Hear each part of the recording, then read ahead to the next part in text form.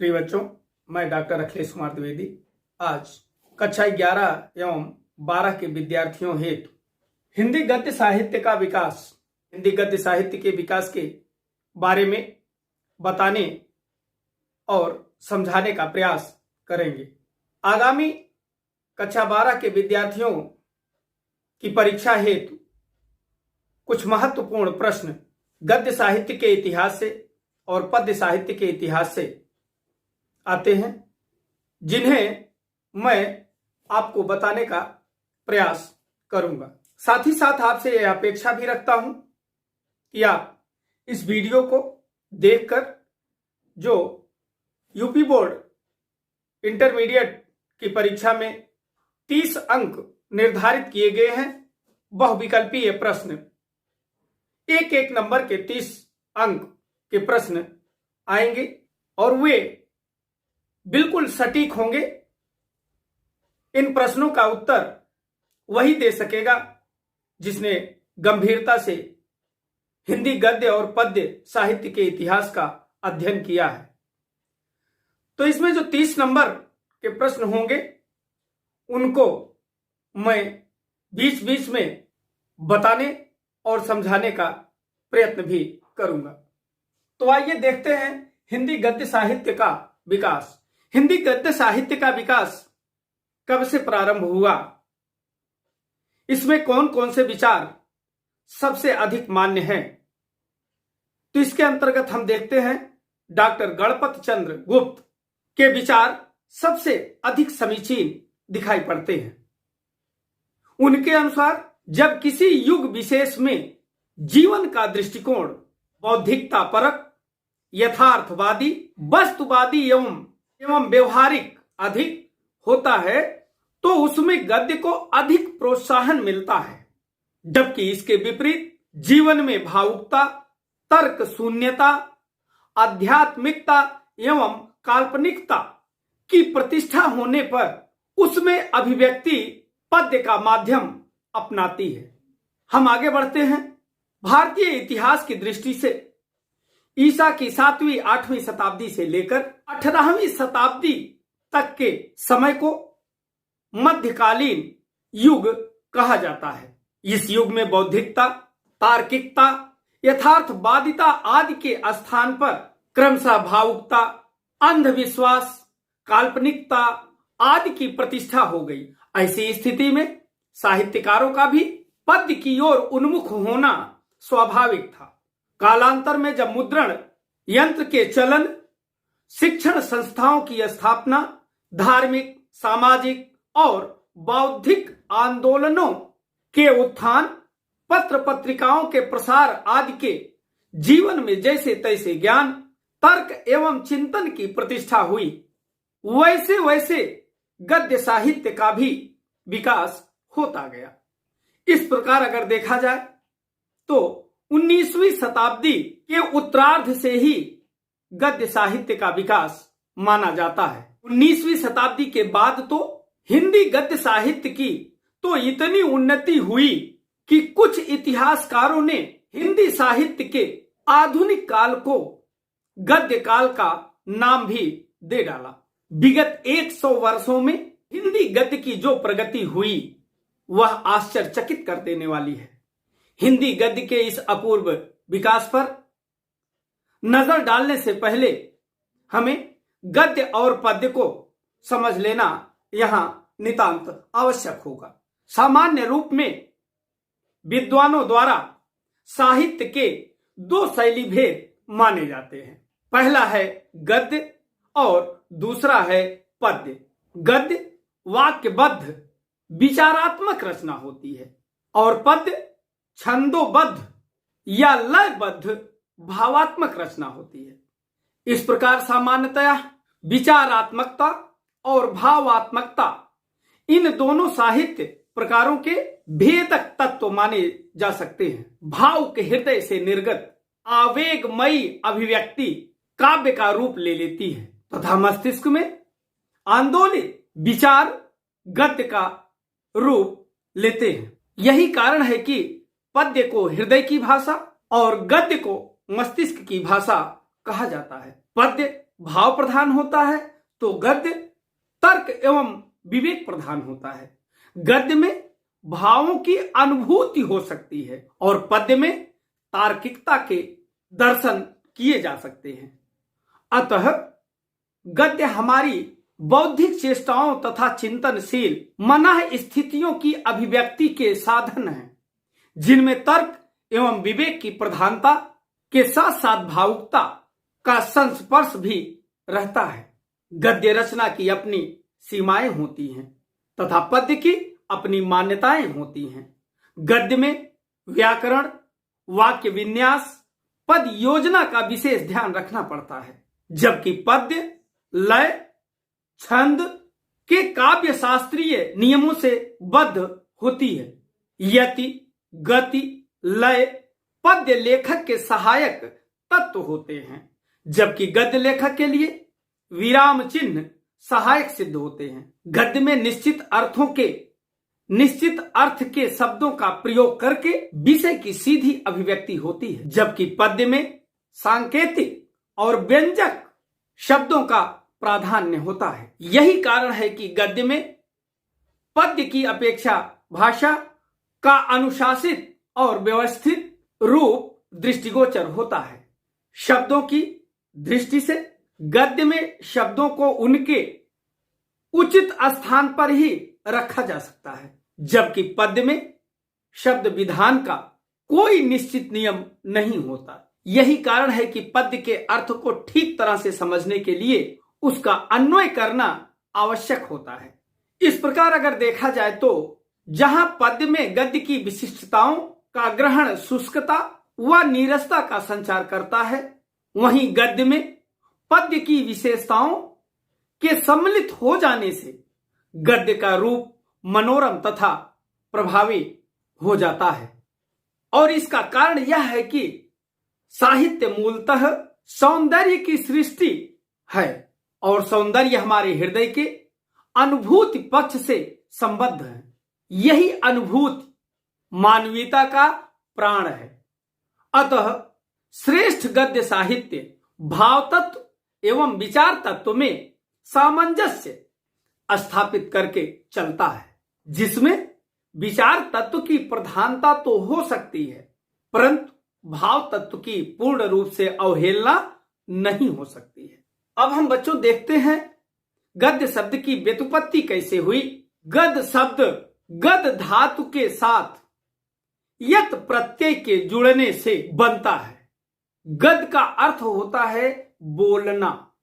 अतः गद्य का संबंध व्यवहारिक जीवन से अधिक होता है और व्यवहारिक जीवन में हम बुद्धि से अधिक काम लेते हैं और बुद्धि का विचारों से संबंध होता है।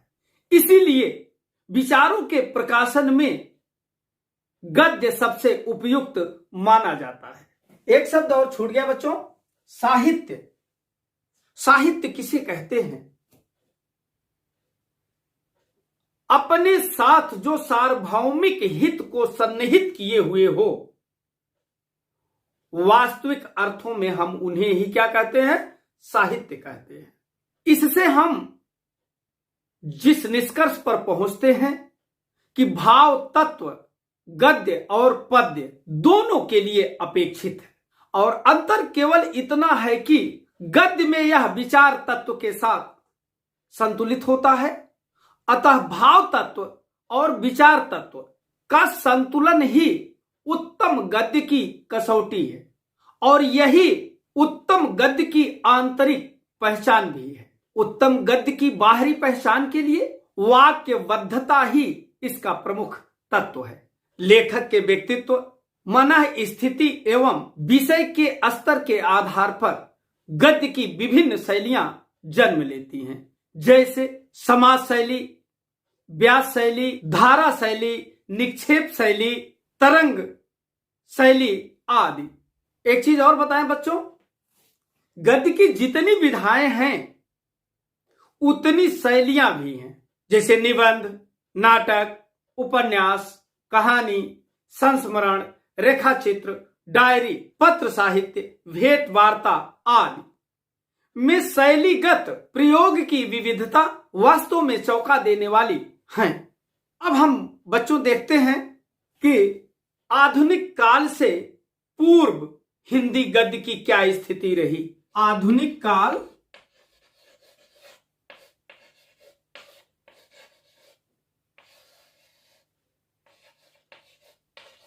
से पूर्व हिंदी गद्य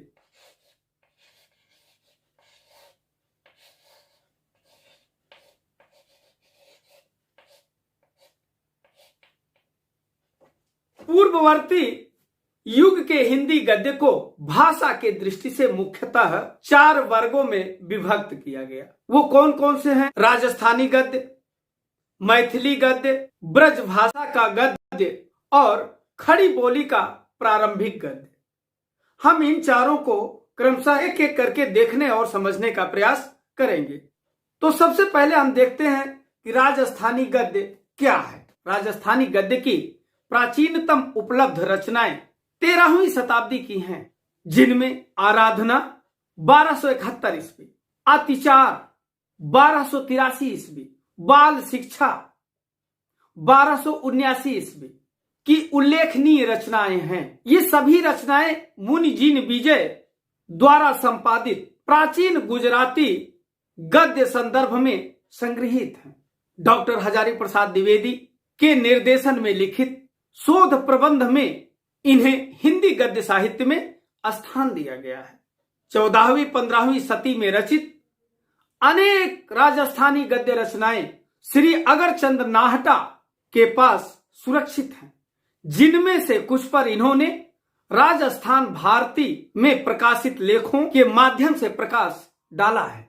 इनमें से तत्व विचार एवं धनपाल कथा उल्लेखनीय है और जिनका रचना काल 14वीं शती माना गया है। तत्व विचार में जैन धर्म के सिद्धांतों का निरूपण हुआ है तथा धनपाल कथा में तिलक मंजरी के रचयिता प्रसिद्ध कवि धनपाल के जीवन की कथा प्रस्तुत की गई है। राजस्थान का अधिकांश गद्य साहित्य या तो जैन मंदिरों के आश्रय में रचा गया है या तो राजपूत नरेशों के आश्रय में।